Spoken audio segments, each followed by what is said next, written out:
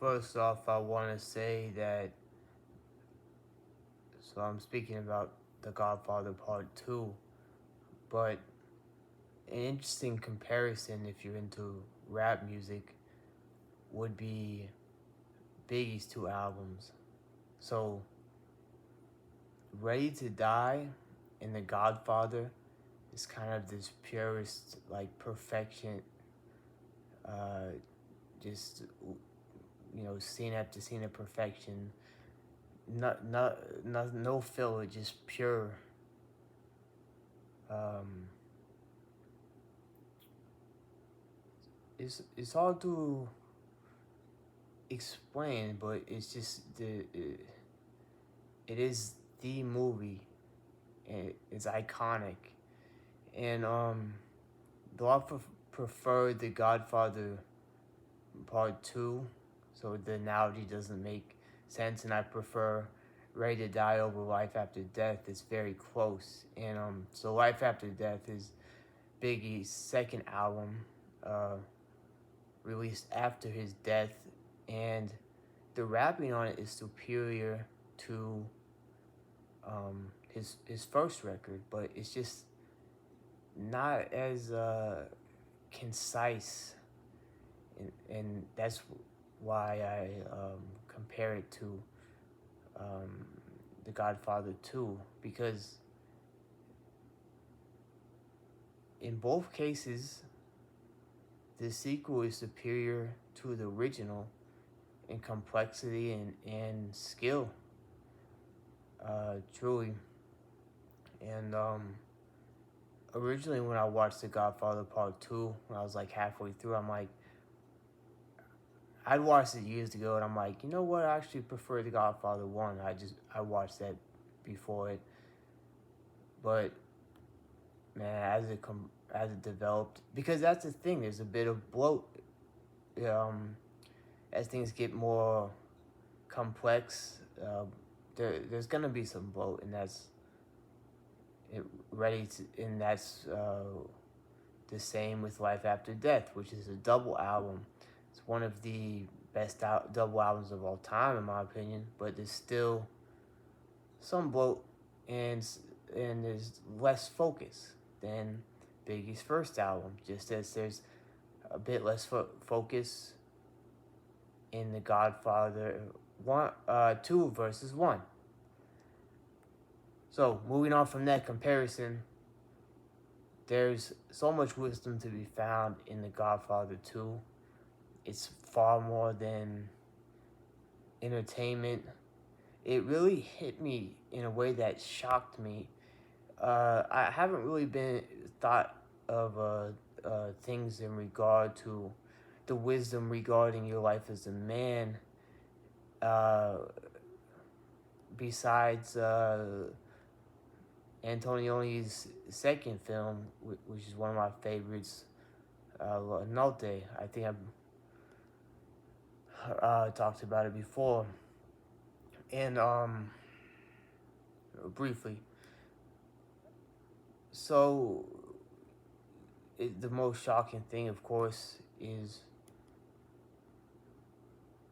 so at the end of The Godfather 1, really is just brilliant because it sets the tone for The Godfather 2 perfectly. Just as Biggie sets the tone for his next album perfectly at the end. And especially of course when it comes to the tragedy of his death that could not be foreseen. But it almost seemed like it worked so coherently that he seemed like he thought he was gonna die, but that's not the case. It just happenstance. But the main part of the film that has wisdom is The Godfather 2 talks about the loss of family. And sure that there is that theme in The Godfather 1. He lost one of his sons. But The Godfather 2 is so much more nuanced and focused on that concept. And just generally more colorful than the original. There's just so much going on and so much more complexity. And I definitely understand why people prefer The Godfather 1. It's a very hard choice. but because of that, I think it's a superior film and one of the best films of all time. Now,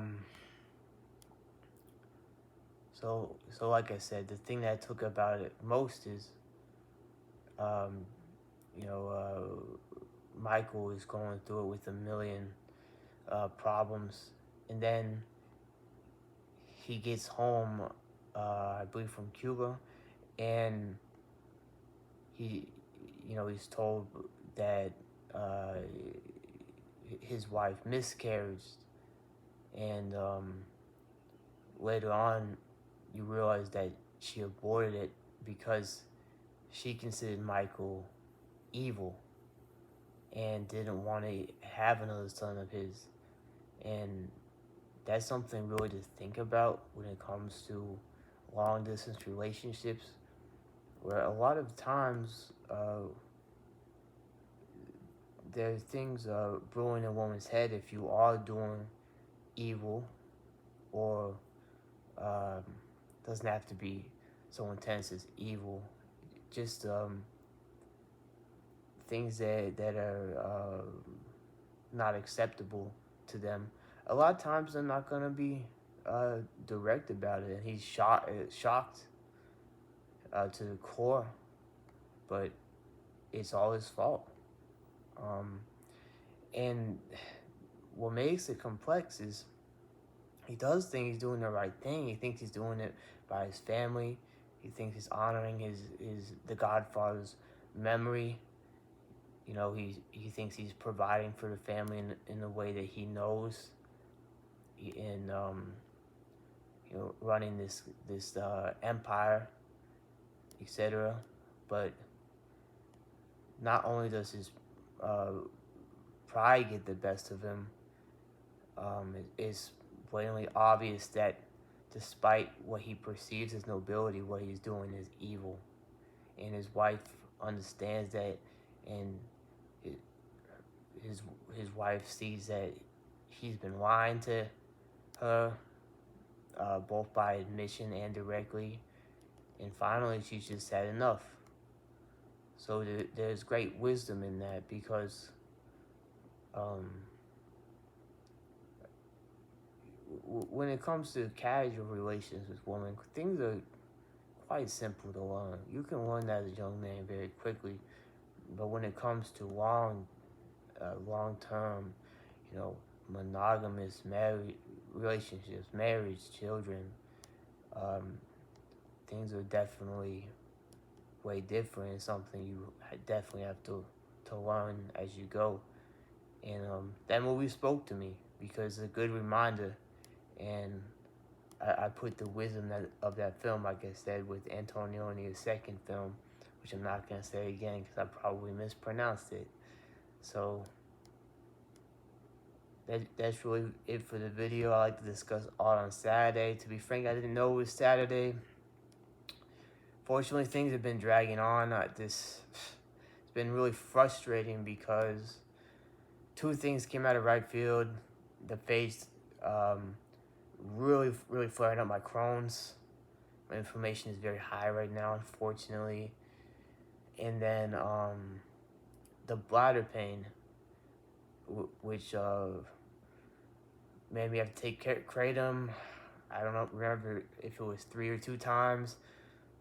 I took the powder form of it, which is pushes you back in the sickness less than taking the extract. Even though I really wanted to get an extract because the powder reduced the pain, but it was still very, very much there.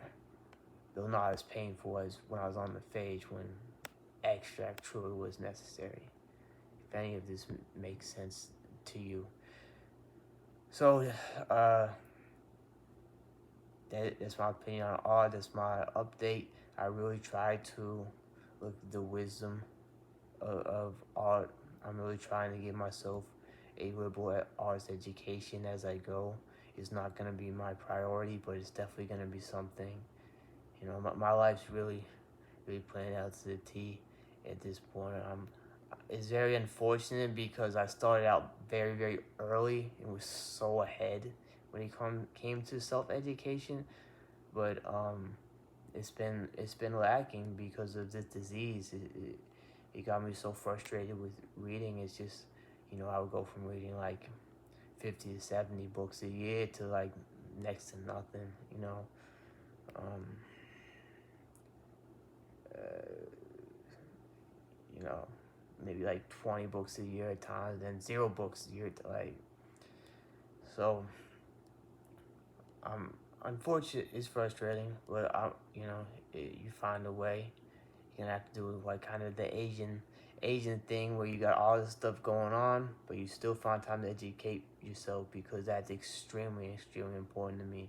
Without it, my mind just it just doesn't function. It needs food of education, or I just don't feel right. I need education. I need walks. I need the ability to work out. So those simple things give me great satisfaction alone, which is I've been unfortunately unable to do for quite some time. Quite some time. So I'm really hoping that I can get back to that. All right, much love to everyone.